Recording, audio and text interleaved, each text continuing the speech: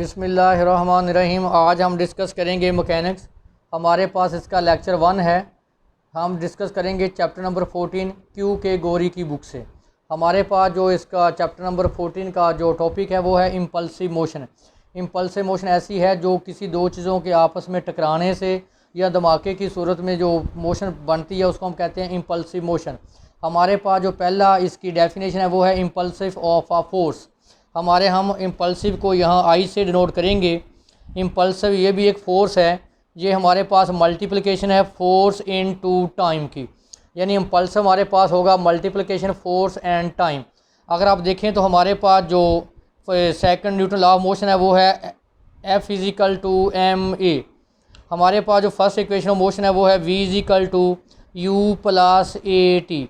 अगर हम यहाँ से t की वैल्यू निकालें V minus u is equal to a t. T की वैल्यू यहाँ से हमारे पास आ जाएगी V minus u over t. अगर आप सेकंड लॉ ऑफ मोशन देखें वो हमारे पास है F is equal to m a. F is equal to m a. अब हम यहाँ से A की वैल्यू पुट कर लेते हैं तो A की वैल्यू हमारे पास यहाँ से आ जाएगी। A की वैल्यू आएगी V minus u over T. V minus u over t. ये वैल्यू F की उठा के हम पुट करेंगे इक्वेशन नंबर 1 में। इम्पल्सिव में I is equal to F T, तो हमारे पास आ गया F M into V minus u over t multiply t से t cancel M into V minus u I। अगर आप देखें तो हमारे पास इम्पल्सिव क्या आ गया M into V minus u. इसका मतलब अगर मैं इसको अंदर मल्टीप्लाई करूँ m v minus m u. अगर आप देखें तो ये हमारे पास क्या है लीनियर मोमेंटम। इसका मतलब है इम्पल्स हमारे पास क्या होगा चेंज इन लीनियर मोमेंटम। देखें जो आपके पास लीनियर मोमेंटम की डेफिनेशन होगी, लीनियर मोमेंटम की वो होती है पी से डिनोट करते हैं लीनियर मोमेंटम को। ये मल्टीप्लिकेशन है मास इन टू वेलोसिटी वी। तो इसका मतलब है कि हमारे पास अगर इनिशियल वेलोसिटी अगर हम यू लें तो हमारे पास जो लीनियर मोमेंटम आएगा वो आएगा एम यू। इसका मतलब है कि हमारे पास जो इम्पल्स हमने निकाला वो है चेंज इन मोमेंटम। हमारे पास जो एम वी है ये हमारे पास मोमेंटम है आफ्टर कोलिजन, और जो हमारे पास जो एम यू है ये हमारे पास जो लीनियर मोमेंटम है ये आफ्टर इम्पल्स है। तो इसका मतलब अब हमारे पास जो इम्पल्स क्या है चेंज इन मोमेंटम। मेरे पास जो डेफिनेशन है I is equal to F t, इसका मतलब इम्पल्स होगी force into time. Second law of motion क्या है F is equal to m a. First equation motion है U is equal to v plus a t. इसको इधर माइनस कर दें तो हमारे पास आ गया ए टी। यहाँ से A की वैल्यू निकालें U minus v over t. ये जो A की वैल्यू ये हम पुट करेंगे second law of Newton law of motion में, तो हमारे पास M A की वैल्यू आ जाएगी U minus v over t. और ये जो F की वैल्यू है ये हम इक्वेशन नंबर 1 में रिप्लेस करेंगे M into u minus v over t से टी कैंसल। हमारे पास आ गया M into u minus v. तो इसका मतलब अगर हम इसको मल्टीप्लाई करें तो ये हमारे पास आ जाएगा m u minus m v. जो लीनियर मोमेंटम है वो हमारे पास है मास इंटू वेलोसिटी। इसका मतलब है कि ये जो हमारे पास जो लीनियर मोमेंटम है ये बिफोर इम्पैक्ट है, और ये जो हमारे पास लीनियर मोमेंटम है ये आफ्टर इम्पैक्ट है। इसका मतलब where u is the initial velocity of the particle, hence impulse of a constant force is equal to change in momentum of a particle. तो इसका मतलब है कि हमारे पास जो इम्पल्स होगा वो चेंज इन मोमेंटम होगा। ये हमारे पास मोमेंटम है, यानी अगर हम इसको लिखना चाहें तो जो हमारे पास इसका मतलब है linear momentum of before impact minus linear momentum of after impact. इसका मतलब इम्पल्स हमारे पास हो क्या होगा चेंज इन मोमेंटम। अब इसी हम इम्पल्सिव फोर्स को डिस्कस करेंगे इन वेरिएबल फॉर्म में। The impulse of I during the interval from t is equal to t1 t से t2 इज़ गिवन बाय। देखिए हमारे पास इम्पल्स था I is equal to F t. अगर हम इसको वेरिएबल फॉर्म में लिखेंगे तो हम लिखेंगे लिमिट t1 से t2 f t की जगह पे dt। और आपने Newton second law of motion पढ़ा है F is equal to m a, तो हम ए को क्या लिख सकते हैं d v over d t. तो ए की जगह पे रिप्लेस करें d v over d t. तो ये वैल्यू मैंने पुट कर दी एफ की जगह पे m d v over d t से डी टी कैंसिल। अब हमारे पास आ गया ये लिमिट T1 से T2 एम डी वी। अब आप देखें हमारे पास जो इंटीग्रेशन है वो है विद रिस्पेक्ट टू v। तो ये हमारे पास जो लिमिट आ रही है टी की फॉर्म में आ रही है, तो हम लिमिट को भी विद रिस्पेक्ट टू v करेंगे। यहाँ v हमारे पास क्या है, वेलोसिटी को शो करता है, तो हम लिखेंगे v1 से v2 चेंज कर देंगे, m कांस्टेंट बाहर आ गया, v1 से v2 dv। तो हमारे पास देखें अब m कांस्टेंट बाहर, v1 से v2 dv। तो आपको पता है कि यहाँ 1 है तो 1 की कंडीशन क्या आ जाएगी, v लिमिट v1 से v2। तो पुट करें upper limit v2 minus v1। तो इसका मतलब है जब हमने वेरिएबल फॉर्म में डिस्कस किया इम्पल्स को, तो वो भी हमारे पास लीनियर मोमेंटम आए, चेंज इन लीनियर मोमेंटम। ये हमारे पास लीनियर मोमेंटम है before impact minus linear momentum after impact.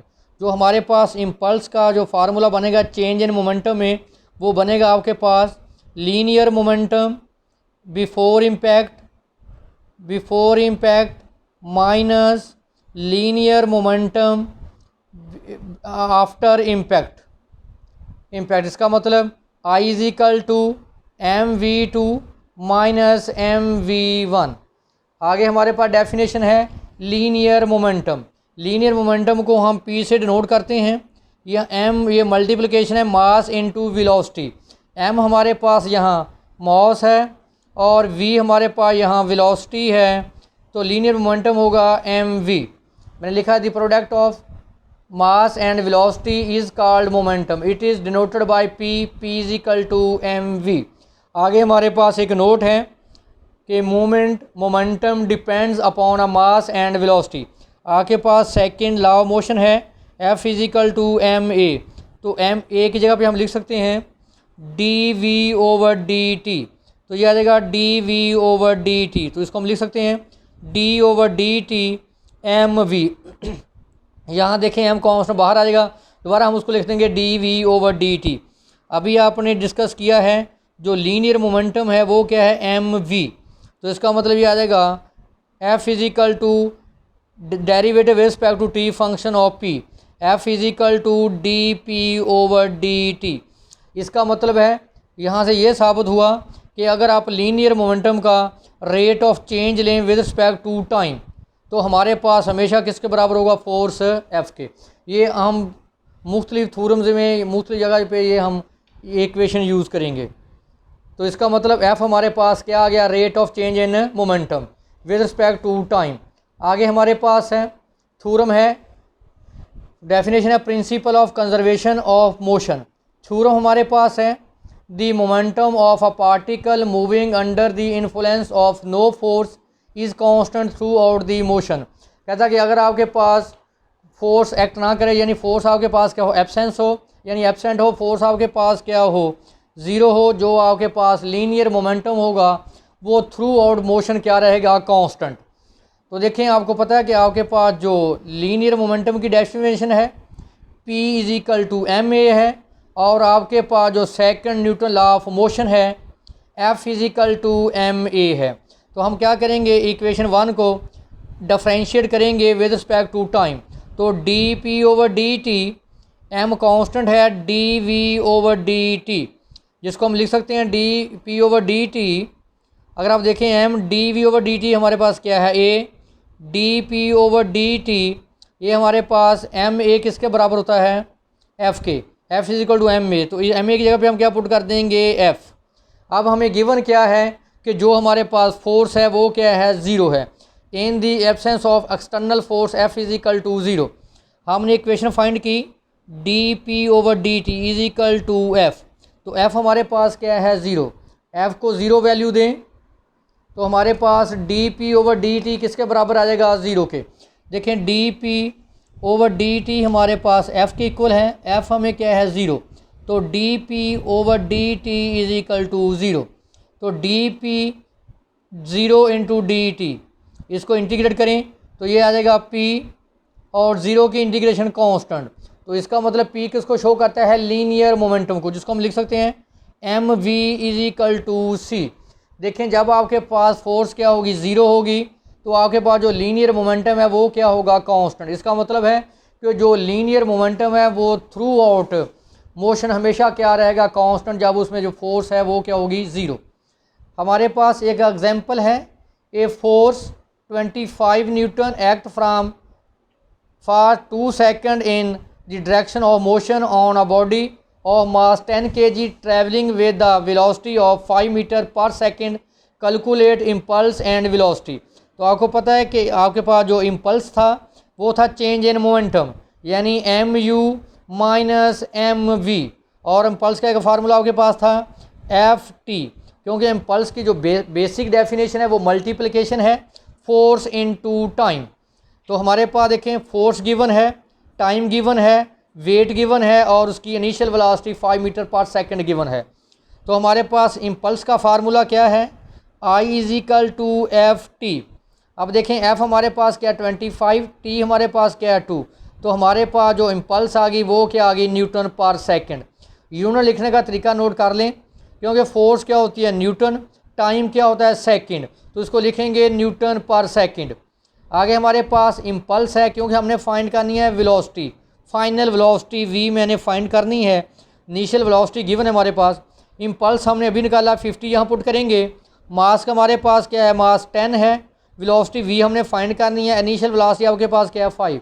ये सारी वैल्यू आप फार्मूले में रिप्लेस कर दें तो देखें यहाँ से आपके पास 10 और 50, यहाँ से आप 10 कॉमन लें, इधर डिवाइड कर दें तो हमारे पास v क्या आ गया 10। इसका मतलब है कि हमारे पास जो वेलोसिटी है, फाइनल वेलोसिटी है वो 10 मीटर पर सेकंड है। तो यही हमारे पास सिंपल था आज का टॉपिक।